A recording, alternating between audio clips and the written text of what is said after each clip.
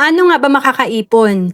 Kailangan lang palang i-apply natin yung tinatawag na prosperity formula.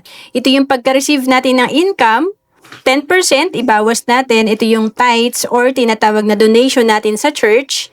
And then, 20%, ito yung portion ng kinikita natin na itatabi natin. Ito yung savings natin. And then, yung matitirang 70%, ito yung pagkakasyahin natin sa expenses at lifestyle. Kaya nga dito sa sample natin, kung nakakapag-ipon ka ng 5,000 per month at nagawa mo to ng tuloy-tuloy, na-invest mo pa, after 10 years, ang projection nito nasa 1.1 million. And paano pa pag mas malaki yung kaya mong ipunin, lalo na kung OFW ka? Halimbawa, kaya mo mag-ipon ng 20,000 per month. In 10 years pa lang, meron ka ng projected fund na 4.4 million. Kaya nga sabi, your money is your workforce, your employees. Maganda na habang tayo ay nagtatrabaho, may pera din na nagtatrabaho para sa atin.